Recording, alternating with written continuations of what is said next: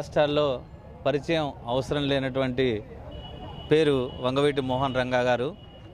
ఈరోజు వంగవీటి మోహన్ రంగా గారి 78వ జయంతి సందర్భంగా ఖమ్మం నగరంలో మున్నూరు కాపు సోదరులు మరియు యువత ఆధ్వర్యంలో ఆయన జయంతి కార్యక్రమాన్ని కొత్త బస్టాండ్ ఎదురుగా నిర్వహించడం జరిగింది. ఇక్కడ అన్నదాన కార్యక్రమం కూడా ఏర్పాటు చేయడం జరిగింది.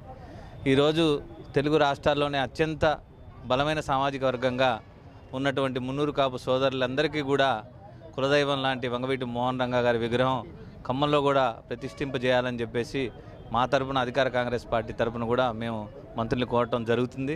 అలాగే ప్రజల గుండెల్లో ఉన్నటువంటి వంగవీటి మోహన్ రంగా గారి విగ్రహం తెలంగాణ రాష్ట్రంలో మొట్టమొదటిగా ఖమ్మం జిల్లాలో ఎక్కువ మంది మున్నూరు కాపులున్న సంకేతంగా ఆయన విగ్రహం ఇక్కడ ఏర్పాటు చేయాలని చెప్పేసి ఇక్కడున్న ప్రజలు రంగా గారి అభిమానులు కులమతాలకు అతీతంగా ఆ కోరికను కోరడం జరగడం వలన ఇక్కడ వివిధ రంగాలకు చెందినటువంటి నాయకులు, వివిధ పార్టీలకు చెందినటువంటి నాయకులు అందరం కూడా సమైక్యంగా వచ్చి ఈ కార్యక్రమాన్ని ముందుకు తీసుకుపోవడం జరిగింది. ఈరోజు బడుగు బలహీన వర్గాల ఆశాజ్యోతి, పేదల పెన్నిది అయినటువంటి ఉమ్మడి రాష్ట్ర సాధకుడు, నాయకుడు, అదేవిధంగా అందరికీ కావాల్సిన వ్యక్తి వంగవీటి మోహన్ రంగా గారి 78వ జన్మదినోత్సవ వేడుకలు ఈరోజు ఖమ్మం నగరంలో చాలా అద్భుతంగా జరిగినవి.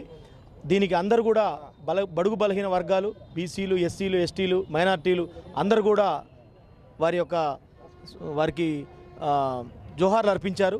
అందరూ కూడా స్వచ్ఛందంగా వచ్చి ఈ కార్యక్రమాన్ని ఇంత జయప్రదం చేశారు. ఈరోజు వారి రంగా గారి జయంతి సందర్భంగా అన్నదాన కార్యక్రమం కూడా ఏర్పాటు చేసుకున్నాం.